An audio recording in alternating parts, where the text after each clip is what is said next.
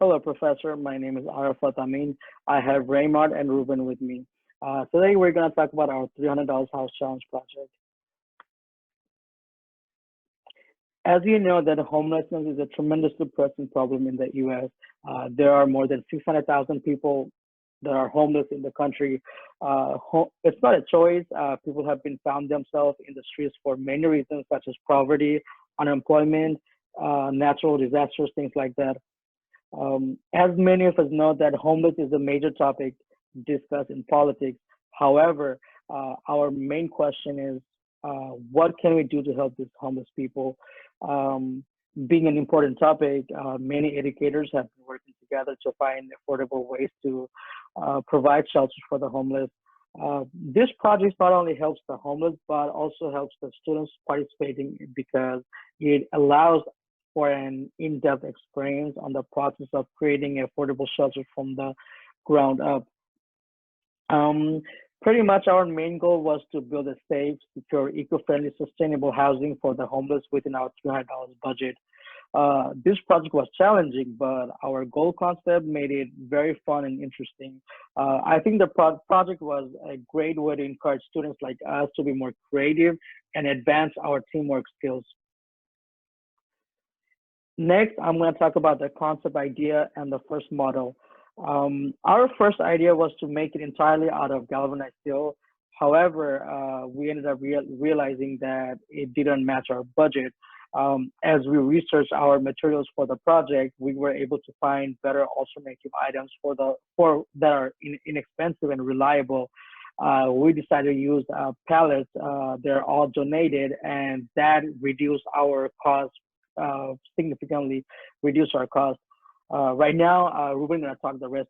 So for the roof, our first plan was to have a gabled roof.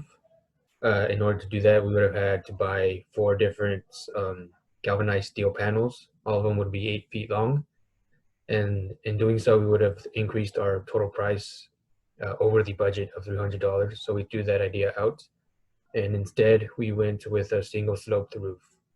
For the insulation, we wanted to buy insul foam, which would have also increased our total price of the project, and we wanted to keep the price pretty low. So instead, we switched the insul foam out for jeans or clothing that would be donated to us. The interior walls would have been made out of magazines or newspapers that would be glued together, and they would be placed on the four walls.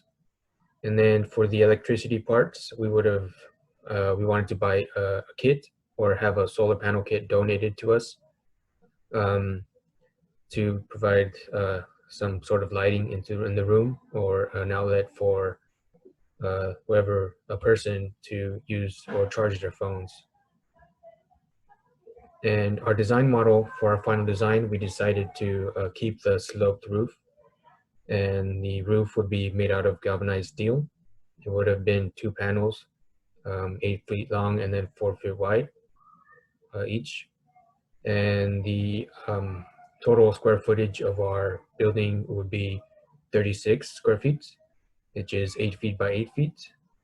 The height of our building would differ from the southern to the northern walls.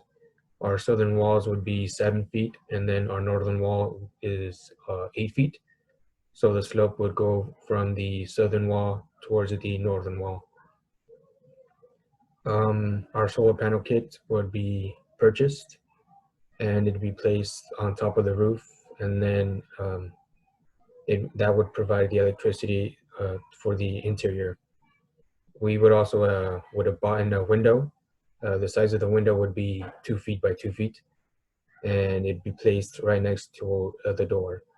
The door would be made out of pulled wood from the pallets that we would have pulled off the pallets. So material specifications. Our design contained a variety of materials, but our main building materials consisted of galvanized steel, OSB sheathing, and pallets. Galvanized steel is strong weather resistant, sustainable, low maintenance cost, and has a long life expectancy. OSB sheeting is crafted from waterproof, boil-proof resin binders, which gives it that improved internal strength and the rigidities and moisture resistance. So meaning it's not stiff and of course not rigid. Pallets in general are strong. They have good strength, stiffness, durability, and functionality.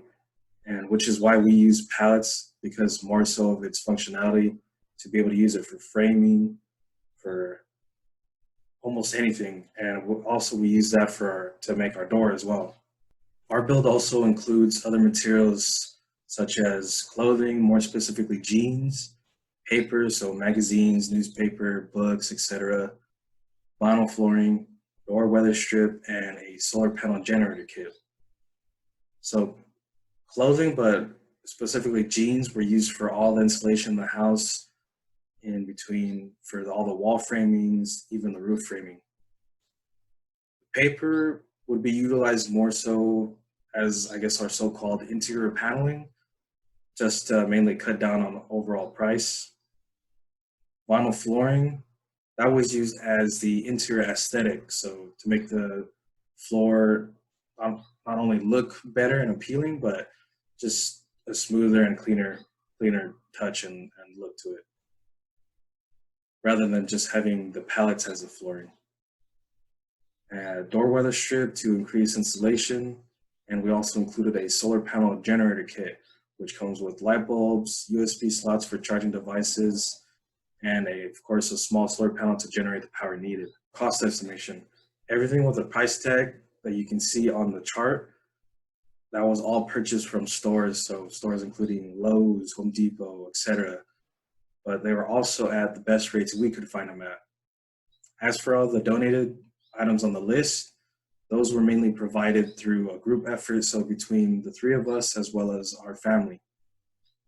So the pallets, which are a main part of our build, they were donated from my family because we own our own packing house.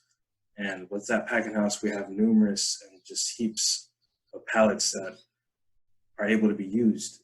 And those pictures below show just a portion of the pallets that we have.